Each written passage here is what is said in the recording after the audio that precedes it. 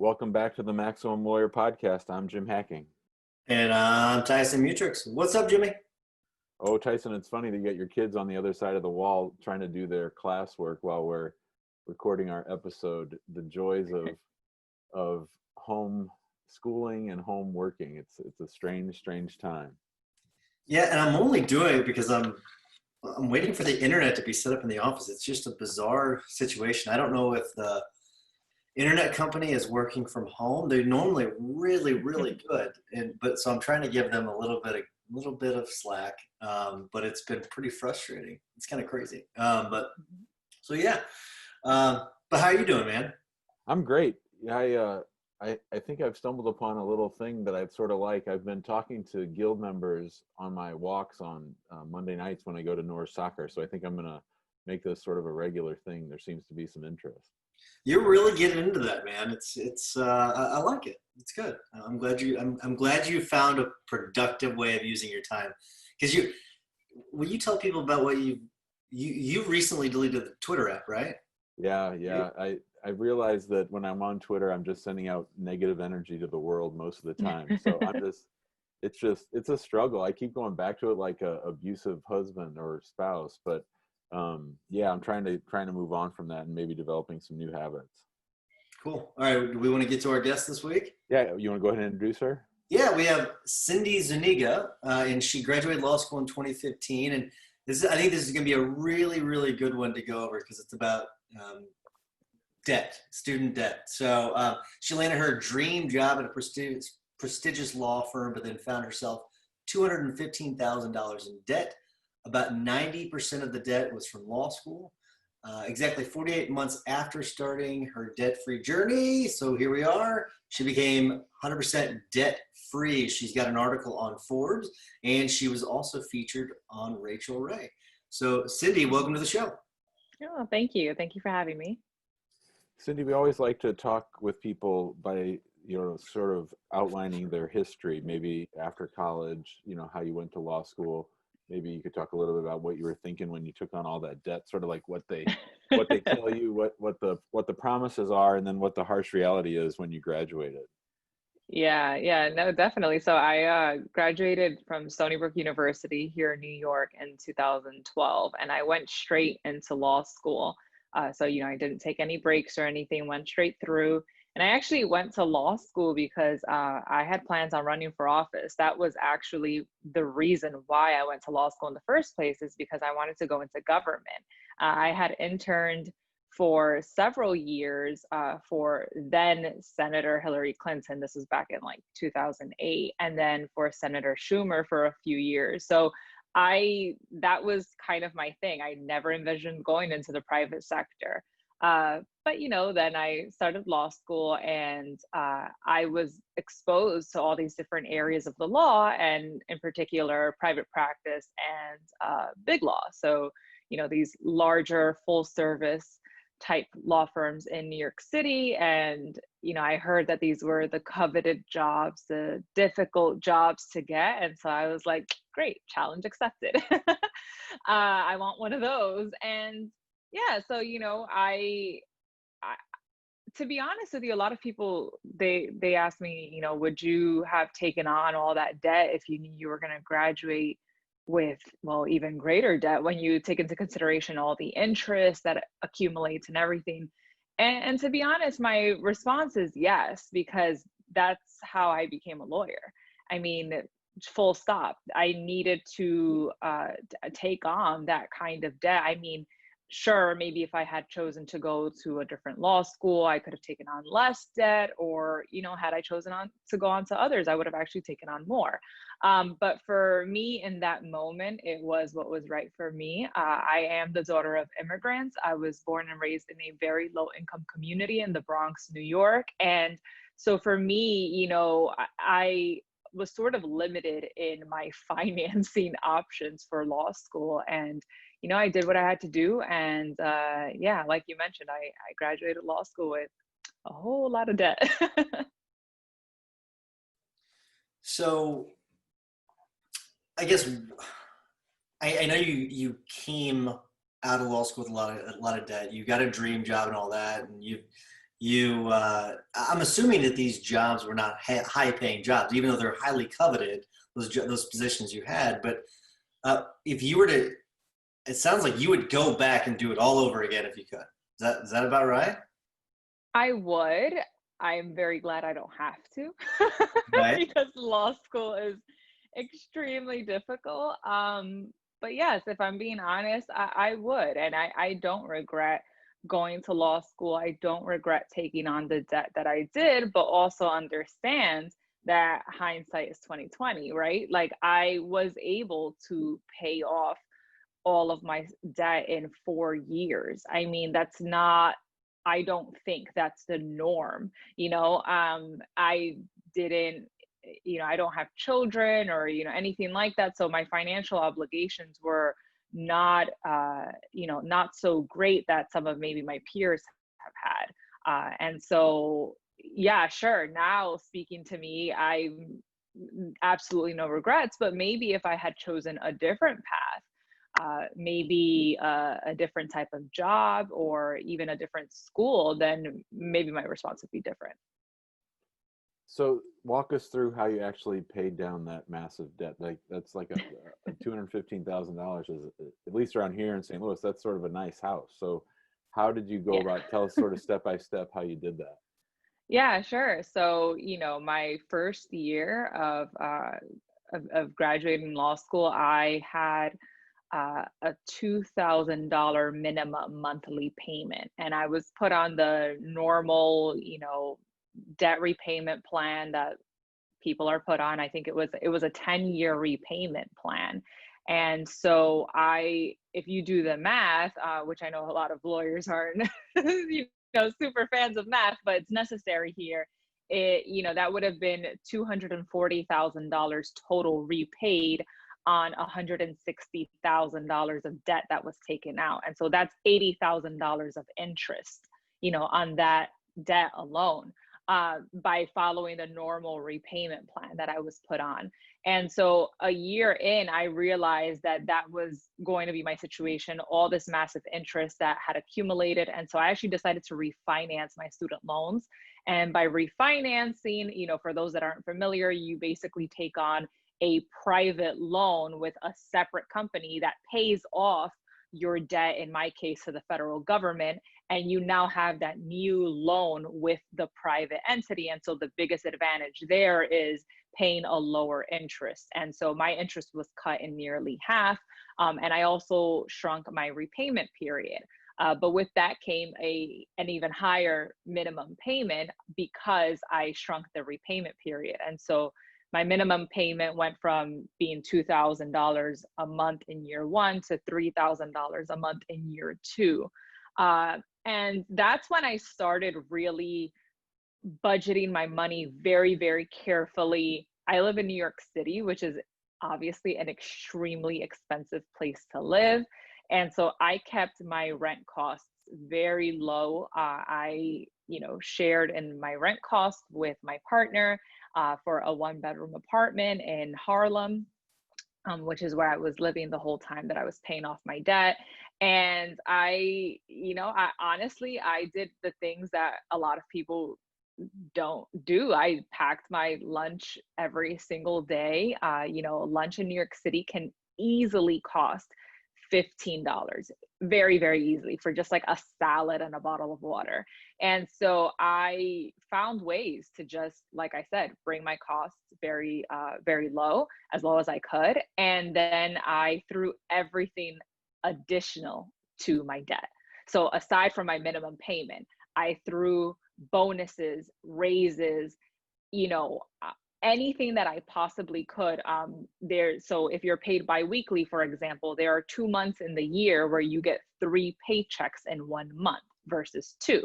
And so on those 2 months, I would take that entire paycheck and put it towards my debt. So I was doing things pretty, I think, radically, but it was effective. And 4 years later, I paid it all off. So are there additional risks to refinancing and going with a private company? Because with these government loans, there's a lot of benefits. I mean, what Yeah. are some of the risks when it comes to going with a private loan? Well, I think now more than ever, the risks are even more obvious. With when your loans are with the federal government, they're essentially, it's kind of like having an insurance plan, sort of, right? I mean, if you were to get laid off, if your income decreases, there are options for you when it comes to your federal loans. When you sign on a separate agreement with a private company, I mean, they don't really care necessarily if you were to lose your job or something, another life circumstance happens. So, uh, for me, yeah, it was a risk. It absolutely was a risk. And I think that also for lawyers that are in the public sector, there is,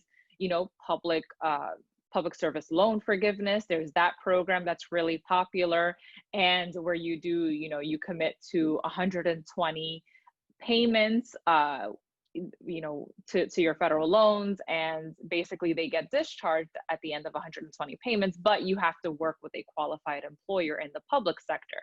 So obviously that was not an option for me because I went into the private sector. So, if you are in the public sector, I would ask you to pause right before going ahead and just refinancing and really evaluating what your situation is like. Now, I had a friend that was in the public sector for a few years, and she said, this isn't for me. I don't want to be in public interest. And she shifted over to the private sector.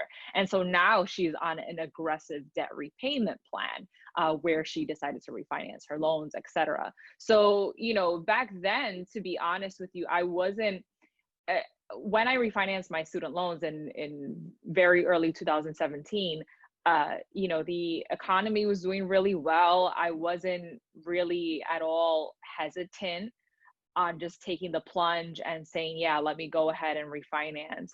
But with that said, I did refinance with the company called SoFi, and I would say they're one of the better student loan refinancing companies.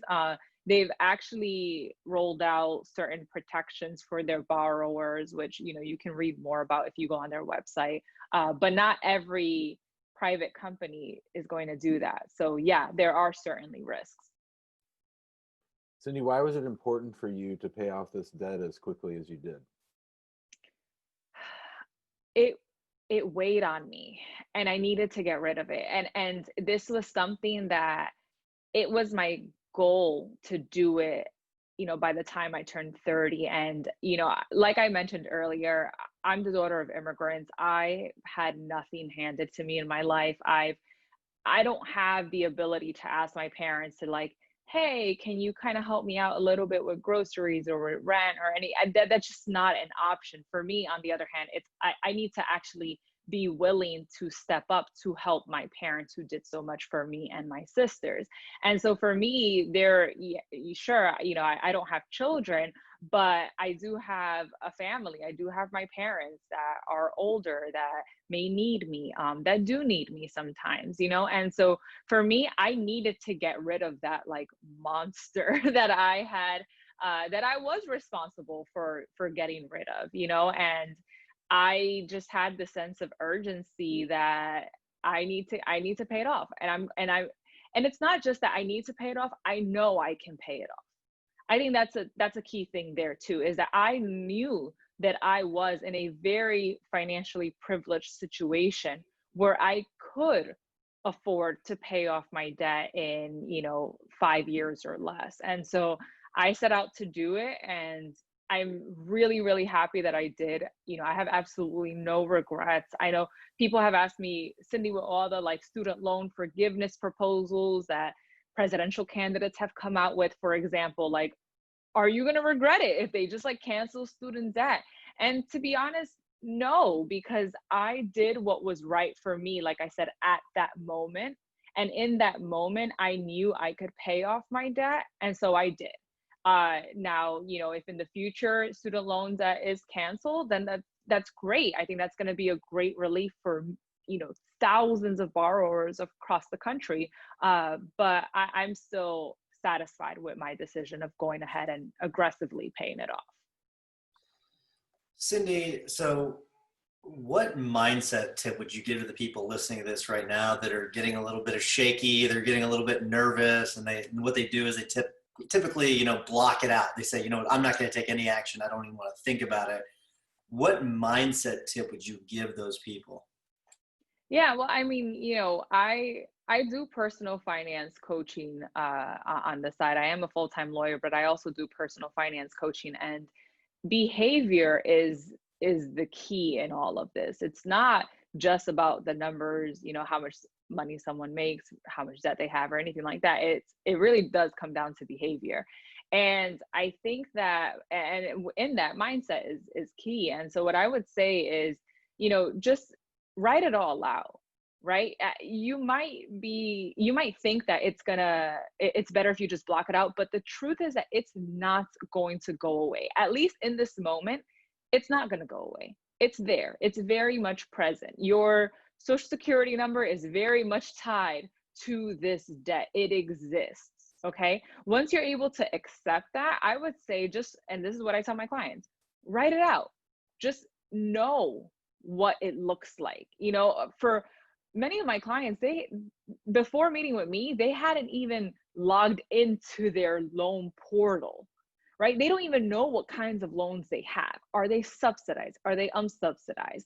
What interest rates you have, whether you have a fixed interest rate, a variable interest rate.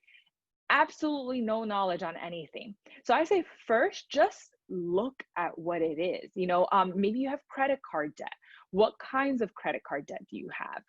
What kind of interest does that credit card have, right? And so write it all out. You can do it on a spreadsheet and in a notebook. And then once you see that, just ask yourself, what would it look like if I wanted to pay this off in 10 years, right? You don't need to go as aggressive as I did with the 4 years. A lot of times people hear my story and they're like, well, I can't do that in 4 years. And I say, well, you don't have to, right? That was my story. Maybe your story looks like 10 years. I don't know, right? But what would that look like? I mean, have you even asked yourself what that would look like?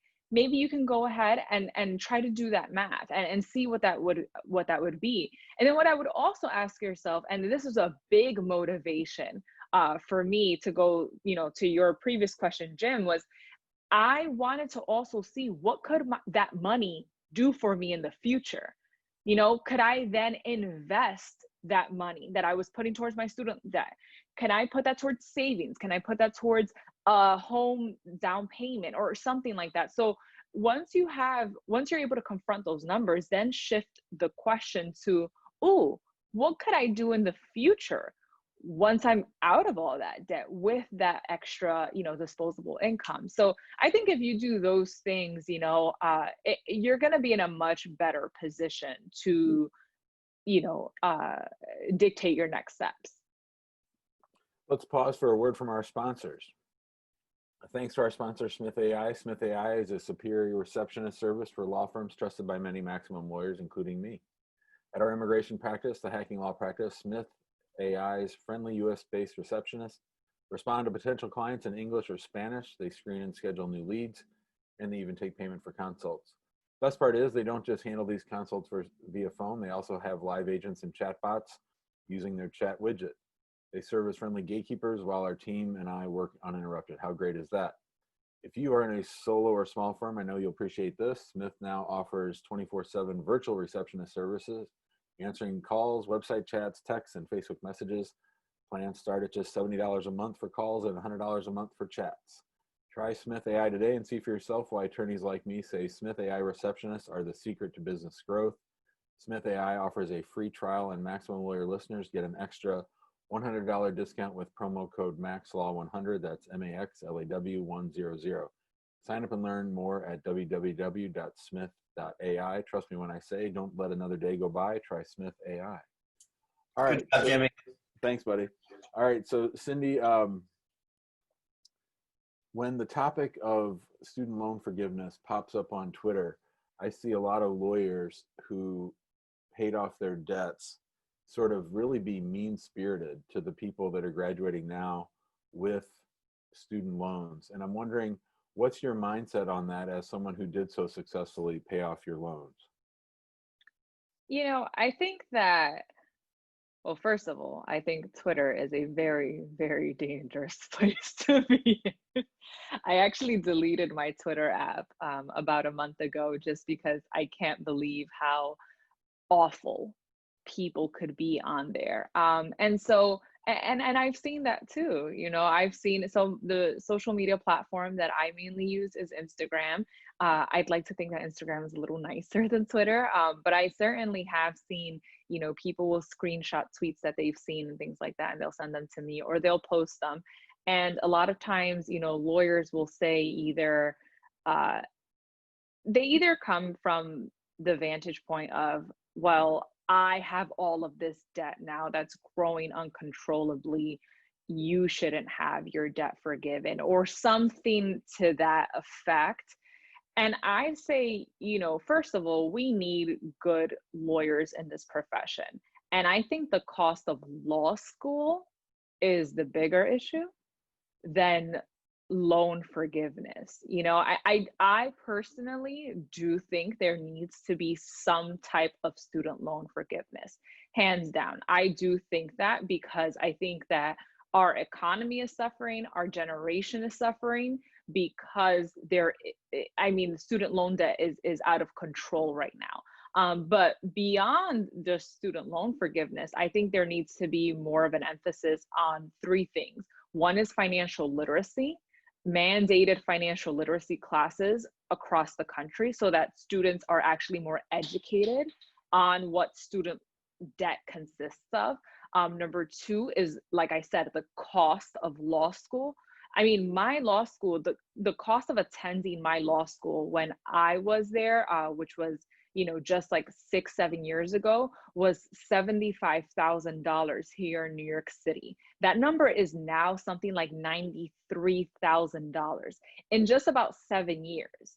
You know, I mean, it's really difficult for for a current law student to have any type of positive outlook on when they graduate. They're going to have easily $300,000 of debt.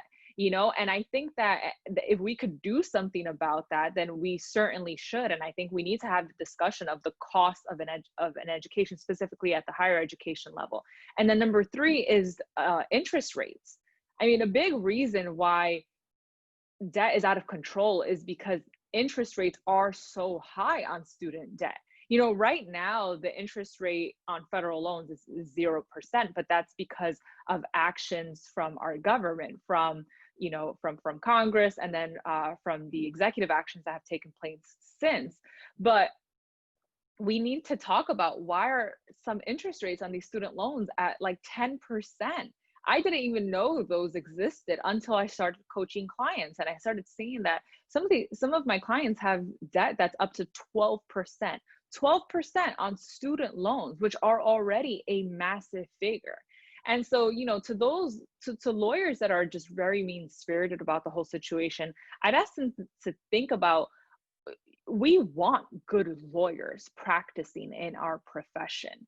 And I think that we really need to look at things beyond just a fix of student loan forgiveness. I actually think we need to be more radical than that. I think we need to do more of educating from when we're younger, educating law students on how this actually works, and then also pushing for legislation that will call upon, you know, some type of regulations on interest rates as well. So, you know, when I see those discussions, I think even as someone that paid it off, I still think that we should do a lot more for our current law students and for people that have graduated law school with the kind of debt that, I mean, I'm very familiar with. So Cindy, you just mentioned a lot of things that are completely out of our control, especially whenever we're in law school, right? Yeah. So what are your tips to the people that are in law school now, or that have just gotten out of law school, that are trying to manage their debt? Like, what are some tips for them to deal with all those things that you just mentioned that are outside of our control mostly? Yeah. Yeah, so, you know, I think that I'm going to just go ahead and give my general advice that I give to law students, right? I get a lot of messages and they're like, Cindy, I'm a 3L, I'm about to graduate, I'm nervous, et cetera, et cetera. What I tell them is first, you need to know what kind of debt you have. I didn't. I didn't actually understand the debt that I had until, a few months after I had graduated law school. And so the first thing is understand what kind of debt you have. Do you have subsidized loans from maybe, obviously from law school? Do you have unsubsidized loans, maybe from undergraduate? Are you aware of the interest rate on your current loans and how your debt is growing? When I was in law school, I didn't know that my debt was actually growing due to interest while I was in law school. I didn't know that, and so that's something to look into. Another thing is to, are there ways that you can actually, lessen the amount of debt that you're borrowing, right? That you're taking on. So if there's an opportunity to maybe live with your parents, especially now where a lot of schools are going remote, is there's a way to live at home and save on potentially tens of thousands of dollars, by not having to pay rent, maybe minimizing utilities, grocery spending and things like that by, say, living with family. Then I definitely think that'd be a great practical solution, right? Is to go ahead and just lessen the amount of debt that you're taking on. Like I said previously, educating yourself on the type of debt that you have. And then next would be, really evaluating what kind of job are you planning on taking on after you graduate? What does that job pay? What do you need to comfortably live, not luxuriously live, but just comfortably live in the city that you're looking to practice in? Write it all out. Like, create a budget. It sounds silly, but you must do that. Let's say out of law school, your job is the job you're looking into is going to pay you anywhere from $90,000 to $100,000. Great. Once you have that figure, go to smartasset.com paycheck calculator. Okay, plug in your zip code, and then it's going to show you what your net pay will be. And it's very good. I've done it with my own figures, with clients, and then I compare our pay stubs, and the site is actually quite accurate. Not perfect, but it's quite accurate. Go ahead and figure out how much taxes you're going to pay on that, because of course that even though you'd be making, let's say, $90,000, that's not how much you're actually going to net. Look at your net amount. Once you have that, build out your budget. Like, walk through it line item by line item: rent, utilities, cell phone, transportation, dining out, food, everything. And importantly, the debt repayment.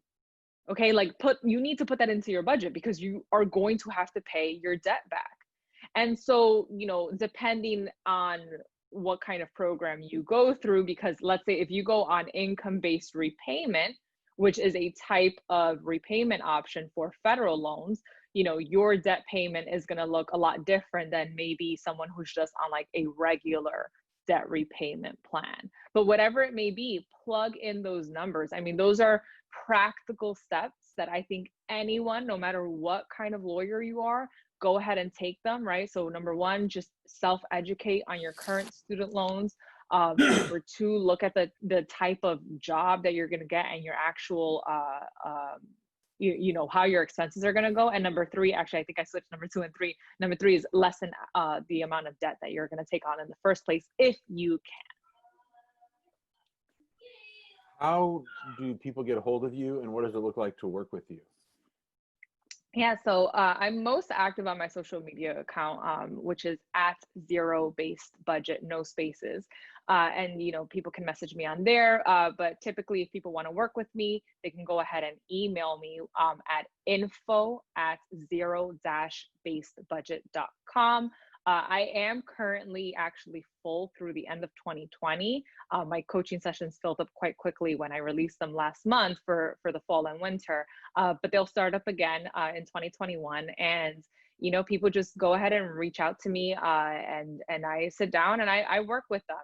We have very honest conversations. I've had clients that are doctors and lawyers, and I've also had clients that are teachers, social workers, your local barista. I mean, all different types of clients, because I think no matter where you are, no matter the profession, even though here we're specific to those in the legal community, everyone can get a little better with money. I think I'm still working on that. So yeah, I definitely think it's great to always just meet with someone and chat and go through your own finances.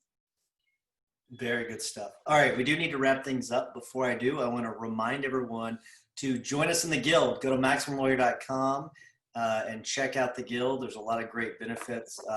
Just talk to someone in the Guild and see what they think, because I think that they'll tell you that they love it. So there's a lot of great things going on in the Guild. Also, if you don't mind taking just a couple seconds as you're finishing the rest of this episode to give us a 5-star review on Apple Podcasts, wherever you get your podcasts, we would greatly appreciate it. Jimbo, what's your hack of the week? So I just checked. I have meditated with the Headspace app for 33 days in a row, just for 10 minutes. And I think it's starting to sort of work a little bit. When I find myself sort of frustrated or angry during the course of the day, I just sort of tap into the earlier meditation, and it seems to have reset things. It also has allowed me to sort of just sit and be in the moment more, as opposed to thinking about what's next. So Headspace, it's cheap, it's not expensive, and it's been good for me so far. So every time I give you a barb on the podcast, you have to go back into your meditative state and remind yourself not to get angry? Is that how it works? No, but that reminded me, my other real tip of the week is, if you're going to move offices and your law firm relies on internet, make sure that your internet gets installed before you move in, not after. No, I'm with you. No, it was because we were on a short timeline. That's why. Normally, yes, you're absolutely right. And I've been waiting for you to give me crap about that, but we did have all this set up. It was just a short timeline, so that's what it was. All right, Cindy. So we always give or have our guests give a tip or a hack of the week. Do you have one for us? Yeah, so I think that there's been a lot of discussion, at least in the personal finance community, on like financial independence and whatnot. I would really recommend checking out the book, The Simple The Simple Path to Wealth.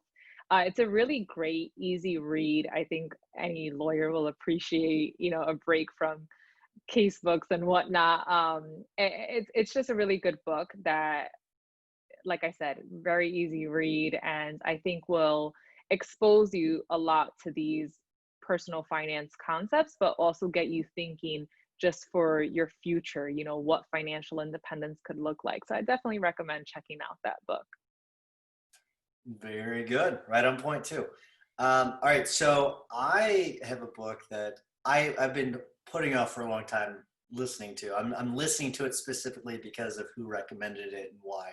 So Christopher Nicolason recommended this book, and I have so many books to read, and I haven't really gotten to it, but it's Hustle Harder, Hustle Smarter by Curtis 50 Cent Jackson.